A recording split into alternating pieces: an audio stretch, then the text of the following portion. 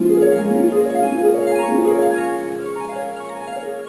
guys! Welcome to the Panda Vlogs, and for today's video, as you can see from the title, I'm gonna do a review on this Kodak M35 film camera. In this video, I'm gonna talk about this film camera. Obviously, I'm gonna tell you guys more about this and how it works, how do I take photos with it, and also what films do I use, where I have it developed, how much is this camera, how much are the films, and also how much is it to get developed. So let's get started.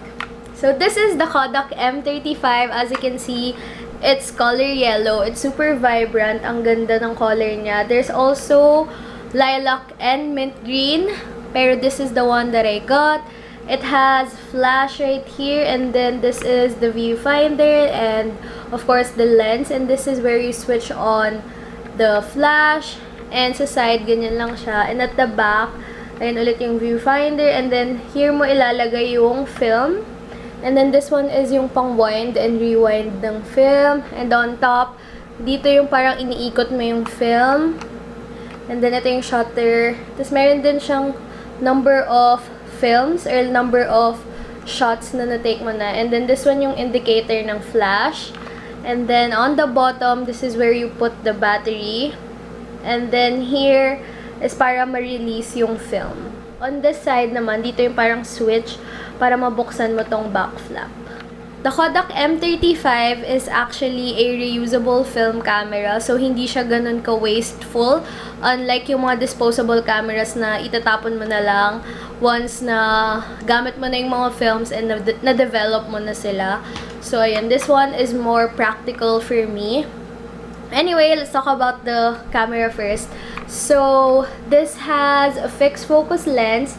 It has built-in flash, and also it has manual yung wind and rewind niya. So, parang mafe-feel mo talaga na very vintagey or very luma yung dating. Like, yun nga, may rewinding and winding pa din ng film. So, as what I've said earlier, there's a battery right here, and you can use AAA battery. And as you can see, it's just a toy camera. It's very lightweight, although medyo bulky siya. Ayan siya, ganyan siya kalapad. But I don't mind bringing it kasi hindi naman siya mabigat. And I love how the films turned out. So, papakita ko sa inyo later kung ano yung films na ginagamit ko, yung mga itsura ng film photos, and also where I have it developed, and how much yung films, and how much yung pag-develop ng pictures. I got this one from Lazada for 1,525 pesos, pero I think may voucher ako noon, so mga naging 1,500 pesos na lang siya. And with free shipping. So, ayun. I'm just gonna link everything down in the description box below para madali nyo na lang silang bilhin. So, I won't be able to show you anymore kung paano mag-load and mag-unload ng films, but I'm just gonna insert a clip here, and also I found a YouTube video about it. So, ayan, papakita ko na lang sa inyo here and also sa description box if gusto nyo mapanood yung whole video niya. Kasi, right now, I have a film inside already, and ayoko silang ma-expose kasi sayang naman kasi baka pangit yung kalabasan ng photos. So, anyway, you just basically wind it here. Ayan.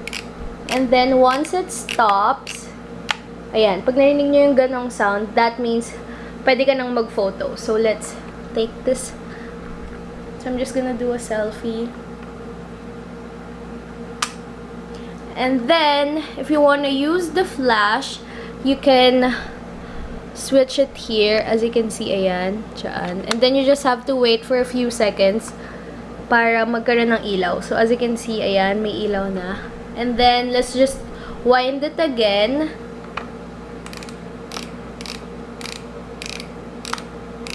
Ayan, narinig nyo ulit.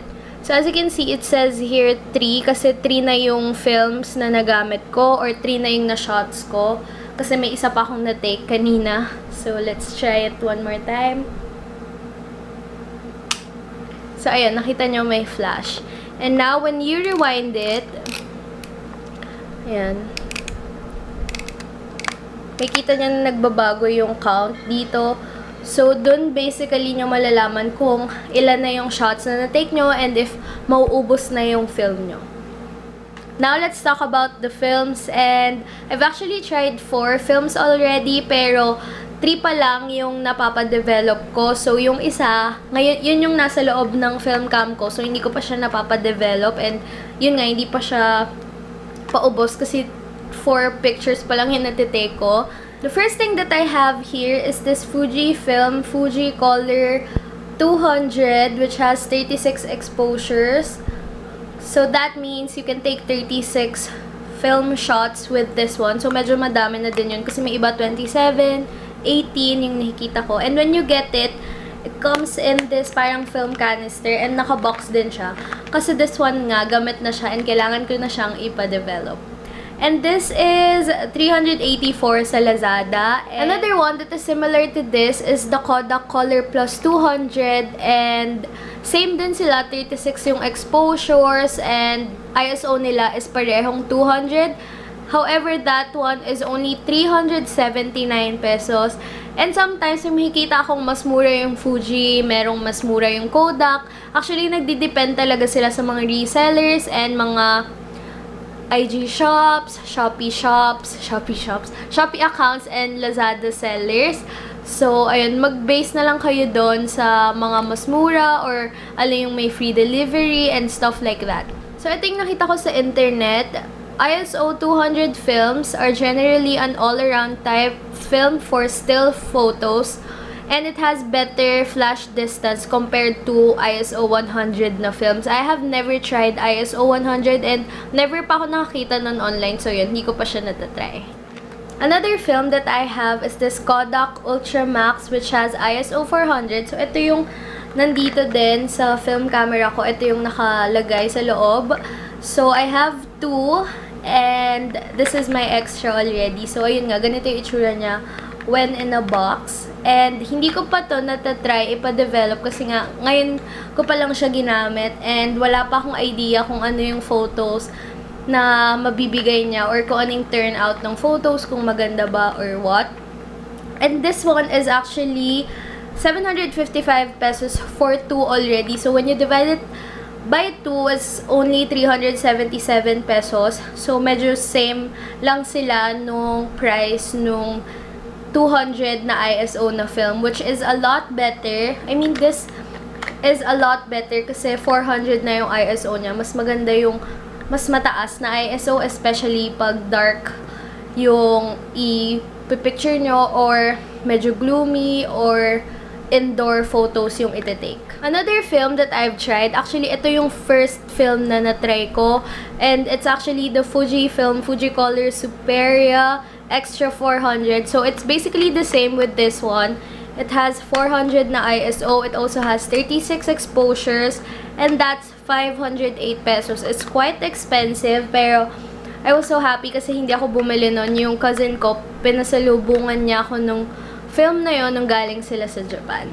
ISO 400 films are suitable for daylight, twilight, indoor shooting, and it's also suitable for mga candid snapshots, yung medyo gumagalaw, and sports action. So basically, mas maganda yung ISO 400 na films kasi nga pwede siya kahit gabi na and kahit magalaw yung subject mo, okay pa din siya, especially when you're shooting people, ganyan, kunwari may party and stuff like that. Now, I'm gonna show you the sample photos that I've taken using 3 films. First is the Fujicolor 200.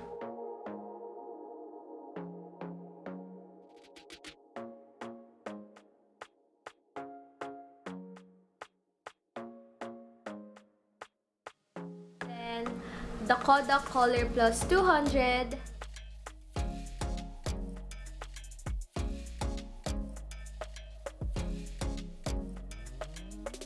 and the last are the Fujifilm Superia Extra 400.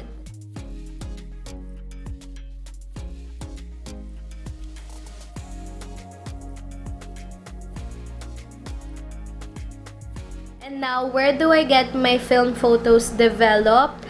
And madami sa inyo nagtanong nito, especially nung nag-post ako ng film photos ko nung birthday ko. So, ayun, I got them developed in Sunny 16 Lab. in QC. I know medyo malayo siya. Well, malayo talaga siya. Pero they have a drop-off point sa Camera Commons sa BF Resort, and they're open from 9 or from 10 a.m. to 9 p.m. every day. Pero yung pick-up ng Sunny 16 Lab sa kanila is every Monday at 11 p.m. Nung last na nagpa-develop ako, di ba, din-drop off ko ng Monday, I received the email ng Tuesday, and then I received the scans ng Friday that week din. So, mga Wednesday, Thursday. Mga 3 days ko lang siya inantay. So, what package do I get? So, I get the film process plus scan package kasi I don't really need prints anymore kasi feeling ko it's just a waste of paper or waste of, yun nga, prints. And I got it in a regular size, which is 180 pesos per film.